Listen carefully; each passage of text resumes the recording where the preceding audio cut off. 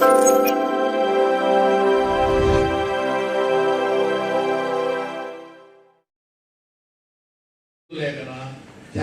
చేయకనా ఆ ప్రయారిటీ ఇక్కడ మాట్లాడిన విషయాన్ని అది ప్రయారిటీ కింద తీసుకోకపోవడం వల్ల కూడా కొన్ని సమస్యలు పరిష్కారం కావడం లేదు.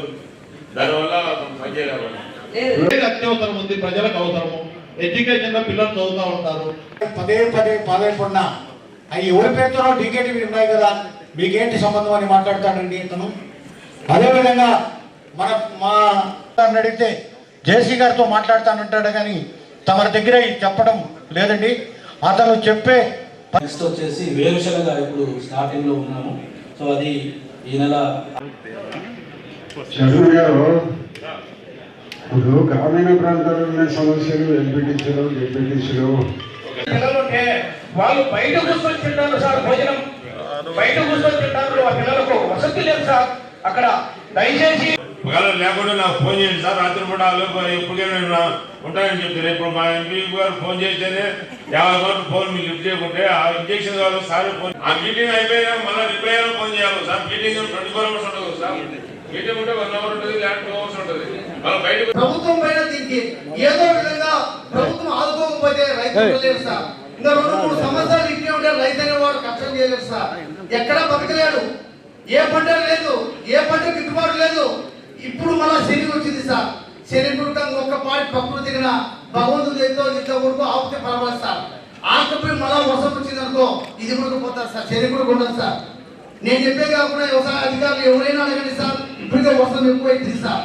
మరి పులివెందుల తాలూకు మా ఎమ్మెల్సీ తాలూకు ఎక్కడంటే వాళ్ళకు కొంత కట్టగడైందా వర్షం తక్కువ పడినచ్చు. ఇక ఈ ప్రాంతం అంతా కడప నుంచి శనిగల ఇప్పటికే కొంతవరకు మన నీళ్లు లేదు సార్. ఇంచుమించు 10-15 గంటల నీళ్లు లేదు సార్. దీనిపైన ఆదుకోవాలని ప్రభుత్వాన్ని దృష్టికి తీసుకొస్తున్నాం సార్. ఏ పంట కూడా ఇంతవరకు పంటకు గిట్టుబాటు ఉందని చెప్పాలని సార్. ఏ పంటకు గిట్టుబాటు లేదు సార్. అందుకే దీన్ని తక్షణమే జిల్లా పరిషత్ ఆమోదించి ఒకసారి ప్రభుత్వానికి ఖచ్చితంగా మనం పంపించే ప్రభుత్వం దీనిపైన ఆదుకోవాలని కలెక్టర్ సార్ గారికి ఇక్కడికి వచ్చిన అధికారులందరికీ తెలియజేస్తున్నాం సార్. ఒకసారి వ్యవసాయం పైన దృష్టి పెట్టండి సార్. పూర్తిగా కూడా మీరు కూడా ఒకసారి విజిట్ చేయండి సార్. ఈ శనిగా పోతే రైతు బతకలేదు సార్. ఇప్పటికే బతకలేకపోయినాం, తీర్మానం పోయినాం సార్. ఎదుగుతా ఆ ఉనిగడని ఎప్పుడు సార్ మన 3 నెలల కింద కర్నూలు చెప్పినారు సార్ సీఎం గారు. 3 నెలల నుంచి అది ఏమైనా జీవో ఇంతవరకు వదిలేరా సార్? కలెక్టర్ సార్ ఒకసారి మీరైనా చెప్పండి సార్, జీవో వదిలేరా లేదా అనేది. ఇది ప్రభుత్వం దృష్టికి ప్రజల దృష్టికి సార్. ప్రజలు బతకలేరు సార్. కోట్ల రూపాయలు కాంట్రాక్టర్కి ఇస్తున్నారు, అన్ని ఇస్తున్నారు సార్. దీనిపైన ఒక్కసారి వ్యవసాయం చేసేది కదా సార్. వ్యవసాయం చేయలేకపోతే మనం అంతా ఏం చేయాలి సార్? ఒక్కసారి ఆలోచించండి. దీనిపైన దృష్టి పెట్టండి సార్. ఇప్పుడు ఏమైంది అనేది అట్లే పర్సనల్ బీమా కింద 173 కోట్లు వచ్చిందని ఒక 6-7 నెలల నుంచి అన్ని పేపర్లు, ఈనాడు పేపర్, జ్యోతి పేపర్, అన్ని పేపర్లు పెద్ద ఎడ్డింగ్ రాసినారు సార్. ఆ 170 కోట్లు ఏమైంది ఈ జిల్లాకు? ఎక్కడ పోయింది? ఉందా లేదా అని చెప్పండి సార్. మేము ఎందుకంటే దెబ్బ అడగడము చేయడము ఇది మంచి పదే కాదు. మా కొడుకు మీ గౌరవం మీ ముందర మేము మాట్లాడడం కూడా తప్పు సార్. అది అందుకే ఇది లేదంటే బాగుంటున్నాం సార్. తప్పేం కాదు సార్. రైతుల రోజు యూజ్ వస్తుంది రేపు వస్తుంది అనుకుంటుంటే అది బాగుండదు సార్. ఒకసారి కలెక్టర్ సార్, అందుకే నీ కోసం వెయిట్ చేస్తున్నాం సార్. దీనిపైన సార్ వచ్చిన మాట్లాడుతున్నాను సీఓ మేడం అని. అట్లే ఒక బాగా ఆలోచించింది సార్. సీఓ మేడం గారు చెప్పండి సార్. పల్లెల్లో రోడ్డు అనేది మా ఎమ్మెల్సీ స్వామి అయ్యప్ప స్వామి కూడా తెలుసు సార్. పల్లెల్లో మేడం 2 లక్షలు 3 లక్షలు కూడా మట్టి రోడ్డు ఇకపోతే వెళ్ళిపోతారు సార్. మేడం నువ్వు వ్యవసాయ కుటుంబంలో పుట్టినావా మేడం? నీకు తెలుసునా వ్యవసాయం చేసేది? నీకు తెలుసునా మేడం ఎట్లా చేసేది? ఒకసారి ఆలోచించండి మేడం. సీఓ మేడం నీ పిల్లలు పెట్టుకొని నీ కాళ్ళు పెట్టుకొని చూడాల్సింది కాదు మేడం. పల్లెల్లోకి వచ్చి దారులు ఏ విధంగా కూడా ఆ దారిలోకి ఒక 3 ఈరియా కూడా ఎత్తుకోవాలా, లేకపోతే పాస్పోర్ట్ ఎత్తుకోపోవాలా, 3 ఎత్తుకోవాలని ఎట్టపోతారు మేడం? 40-50 కేజీలు 3 ఎత్తుకోపోతారా? చెప్పండి మేడం. సీఓ మేడం ఇంత ముందు మీటింగ్ లో కలెక్టర్ గారు సార్ చెప్పినారు, ఇచ్చేయండి మాని కూడా చెప్పినారు. మీ దగ్గరకు వచ్చే పలకరు పేరుకేమో జిల్లా చైర్మన్ ఒక ఏదంటాడు ఒక మామిడికాయ ఏదైనా ఇప్పుడు ఏదైనా పల్లె వ్యవసాయం పైన మాట్లాడుతున్నా. వ్యవసాయం చేయాలంటే దారి ఉంటేనే కదా స్వామి అయ్యప్ప స్వామి ఎమ్మెల్సీ గారు. నిజంగా వ్యవసాయ కుటుంబంలో మనం ఉన్నాం కదా స్వామి. ఆ పల్లెలు దారి బాగుంటే ఏ విధంగా పోవాలి స్వామి? చీలకాడికి నువ్వు చెప్పు స్వామి. 2 లక్షలు 3 లక్షలు కూడా సీఓ మేడం ఇకపోతే ఏ విధంగా అన్ని సిమెంట్ రోడ్డు పెడతామా స్వామి? మనం చీలకాడ కూడా సిమెంట్ రోడ్డు పెడతామా? ఒకసారి ఆలోచించండి మనం కూడా. నేను గౌరవ సభ్యులు కూడా మా అందరం కూడా వ్యవసాయ కుటుంబాల నుంచి వచ్చిన వాళ్ళే. రెండవది జగన్మోహన్ రెడ్డి గారు మన ప్రతిపక్ష నాయకులు అక్కడ అరటి చూశారు. మా శాసనసభ్యుడు అయితే ఇదంతా బోగస్ అని మాట్లాడారు. అరే గౌరవ సభ్యులు బాధ్యతగా ఉన్నప్పుడు ఇష్యూని మాట్లాడచ్చు. జగన్మోహన్ రెడ్డి గారిని తింటారో విమర్శిస్తారో రాజకీయంగా అది వేరే విషయం. అంతేగాని ఇష్యూని డైవర్ట్ చేస్తూ అది బోగస్ అంటే అక్కడికి వెళ్ళిన పరిస్థితే బోగస్ అని మాట్లాడుతున్నారు గౌరవ సభ్యులు. అంటే ఎంత అంటే ఆ ఇష్యూను రైతుల ఇష్యూను కూడా బోగస్ అని మాట్లాడితే ఒక ప్రతిపక్ష నాయకుడిగా వెళ్ళాడు అక్కడికి, అరటికి సమస్య ఉంది, చూశాడు. ఆ సమస్య ఎక్కడ హౌస్లో మాట్లాడు. మా ఎమ్మెల్యే గారు హౌస్లో మాట్లాడు, ఎవరన్నారు నీకు అర్పించారు, ప్రజలు నిన్ను ఎన్నుకున్నారు, అంతే తప్ప ప్రజల సమస్యలు కూడా పోగొచ్చు, రైతులే పోగొచ్చు, రైతుల సమస్యలే పోగొచ్చు అన్నట్టు ప్రతిపక్ష నాయకుడు పర్యటనే పోగొచ్చు అంటే అంటే అలా తయారైపోయారు వ్యవస్థలో. బాధ్యత లేకుండా అయిపోయారు. బాధ్యత లేకుండా మాట్లాడుతూ ఉన్నారు.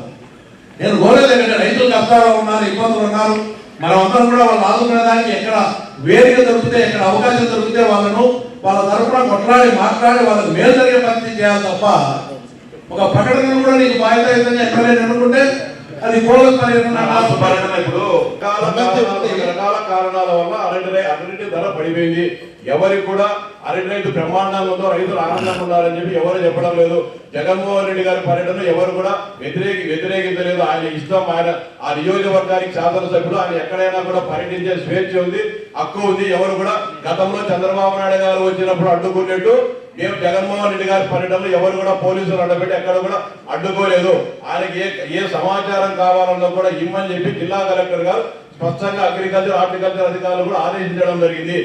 గతంలో మాది చంద్రబాబు కాలు బయట పెడితే తారడ్డ వేయడమో, పోలీసులు పెట్టడమో, లేకుంటే నిర్బంధాలు ఉండేది. జగన్మోహన్ రెడ్డి గారు ఇన్ని మాటలు పులివెందుల నియోజకవర్గంలో అరటి రైతు కాదు, అనేక రకాలైన సమస్యలు ఉన్నాయి, వాటిని కూడా పరిష్కరించాలా. పులివెందులో నేను బనానా ప్లాంట్ పెట్టాను, బనానా ప్రాసెసింగ్ ప్లాంట్ పెట్టామని చెప్తాడు. ఎందుకన్నా 5 సంవత్సరాల ముందు జగన్మోహన్ రెడ్డి గారు దాన్ని ప్రారంభించలేకపోయినారు. ఆయనే చెప్తాడు పీపీ మోడల్ మెడికల్ కాలేజ్ చేసి నేను వచ్చిన రద్దు చేస్తాను.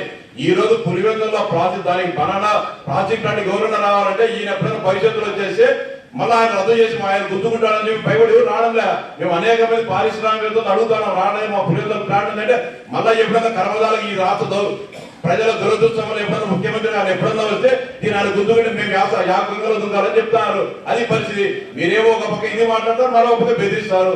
ఎవరు సార్ దాంట్లో లేకి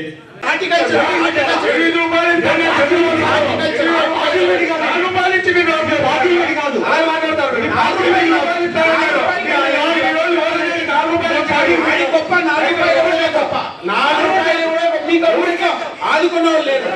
10 కోట్లు వచ్చిందా లేదా? 10 కోట్లు వచ్చిందా లేదా? 10 కోట్లు వచ్చిందా లేదా? హార్టికల్చర్ మీరు కనుక్కోండి. మీరు మీ ఆర్టీఐకి అప్లై చేసుకోండి. మీరు ఆర్టీఐకి అప్లై చేసుకోండి.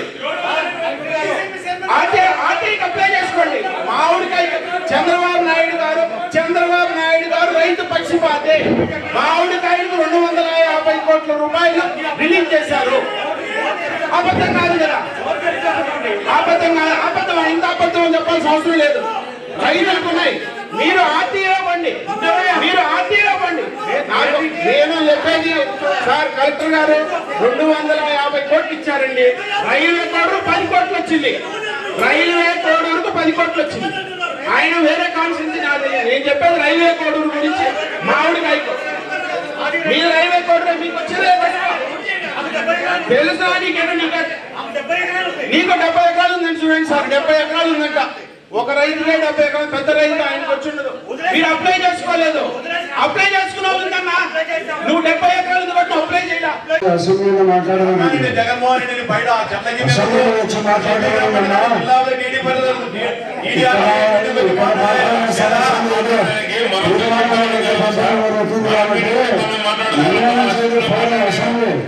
రాష్ట్రానికంతా అసెంబ్లీ ఉంది. ఆ అసెంబ్లీకి వచ్చి మాట్లాడదామండి.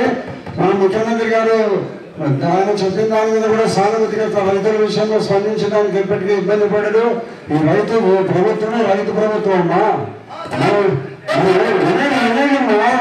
గత ప్రభుత్వంలో అంతా ఆర్థిక పరిస్థితులు ఇబ్బందులు ఉన్నాయి. ప్రభుత్వం కొత్తగా వచ్చింది మనందరిలో కోరికలు ఇవన్నీ చేయాలని ఉండడం సహజమే. అలాగే ప్రభుత్వ ఆర్థిక పరిస్థితులను కూడా దృష్టిలో పెట్టుకొని మనం మాట్లాడాలి.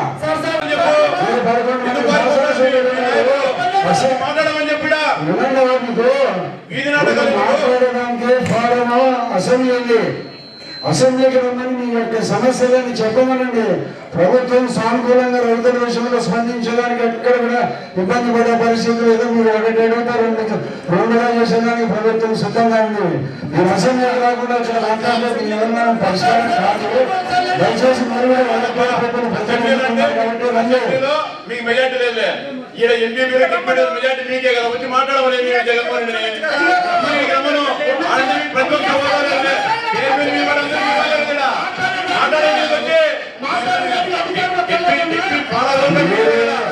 టీఆర్సీకి రమ్మని చెప్పు మాట్లాడాలి జగన్మోహన్ రెడ్డి రాలే మాట్లాడాలబ్బా మాట్లాడమని చెప్పండి. వీధి నాటకాలు మానుకోండి. మీకు ధైర్యం ఉంటే ప్రజల మీద రైతుల మీద చిత్తశుద్ధి ఉంటే జగన్మోహన్ రెడ్డిని వచ్చి అసెంబ్లీకి రమ్మని చెప్పు, జిల్లా పరిషత్ రమ్మని చెప్పు, టీఆర్సీ మీటింగ్ రమ్మని చెప్పు, మాట్లాడమని చెప్పండి. ప్రతి ఒక్క హోదాలు